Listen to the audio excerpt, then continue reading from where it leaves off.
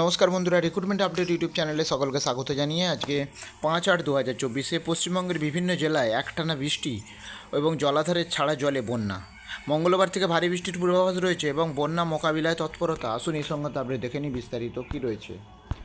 প্রথমে আমরা জেনে নেব মঙ্গলবার থেকে দক্ষিণবঙ্গে ভারী বৃষ্টির পূর্বাভাস এবং উত্তরবঙ্গে ফের দুর্যোগের আশঙ্কা। রাজ্য জুড়ে ভারী বৃষ্টিপাত চলছে দফায় দফায়। আগামী কয়েকদিন কেমন থাকবে সেই সম্পর্কে আলিপুর আবহাওয়া দপ্তর থেকে জানানো হয়েছে যে দক্ষিণবঙ্গে বৃষ্টির পরিমাণ কমবে এবং উত্তরবঙ্গে বৃষ্টির পরিমাণ বাড়বে। সক্রিয় মৌসুমী অক্ষরেখা গভীর নিম্নচাপ এবং পশ্চিমবঙ্গ থেকে অনেকটাই দূরে সরে গিয়েছে। এই গভীর নিম্নচাপ পশ্চিমবঙ্গ থেকে দূরে সরে গিয়ে মধ্যপ্রদেশ সংলগ্ন ও দক্ষিণ উত্তরপ্রদেশের কাছাকাছি অবস্থান করছে। সঙ্গে এও জানানো হয়েছে যে দক্ষিণবঙ্গে আগামী দুদিন 4 এবং 5 আগস্ট হালকা থেকে মাঝারি বৃষ্টির সম্ভাবনা রয়েছে। 6 ও 8 আগস্ট বৃষ্টিপাতের পরিমাণ তুলনামূলকভাবে বাড়বে দক্ষিণবঙ্গের জেলাগুলোতে।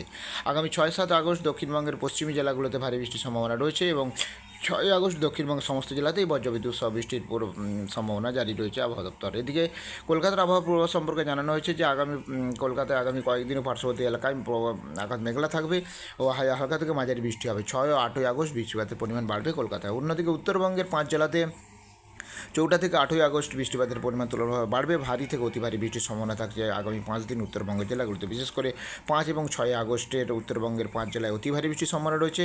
সঙ্গে আলিপুর আবহাওয়া দপ্তরের সতর্কতা পাহাড়ি এলাকায় ধসের সম্ভাবনা রয়েছে, বিশেষ করে দার্জিলিং এবং কালিম্পংয়ে। উত্তরবঙ্গের নদীগুলোর জলস্তর বাড়বে। উত্তরবঙ্গের নিচু এলাকা প্লাবিত হতে পারে। তবে হাওয়াপিস তরফে এও জানানো হচ্ছে বৃষ্টির ঘাটতি দক্ষিণবঙ্গে অনেকটাই কমেছে গত কয়েকদিন বৃষ্টিতে, এবং বৃষ্টির ঘাটতি দক্ষিণবঙ্গে ফের কম হয়েছে 22% এবং 6 থেকে 8 আগস্ট আবারও ভারী সম্ভাবনা রয়েছে। বৃষ্টির সম্ভাবনা রয়েছে দক্ষিণবঙ্গের বেশ কিছু জেলায়। সে সময় বৃষ্টির ঘাটতি অনেকটাই কমবে বলে জানাচ্ছে অফিস। এদিকে অতিবৃষ্টির ফলে ও বন্যা ছাড়া জলে আরামবাগে বন্যা পরিস্থিতি তৈরি হয়েছে, দেখতে পাচ্ছেন সেই আপডেট। আরামবাগের বিভিন্ন জেলাতে বিভিন্ন অংশ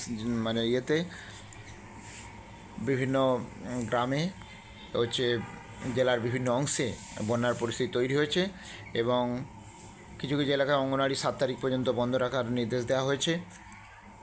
সেই আপডেট উঠে এসেছে এখানে দেখতে পাচ্ছেন।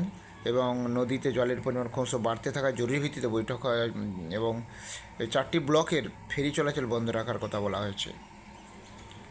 মহকুমা জুড়ে জলবন্দী হয়েছে, এটা একটা রয়েছে। আর এদিকে ঘাটালে বন্যার পরিস্থিতিতে দেখতে ঘাটালের জেলা শাসক উদ্যোগী নিয়েছেন, দেখতে পাচ্ছেন সেই আপডেট, এবং কন্ট্রোল রুমও খোলা হয়েছে।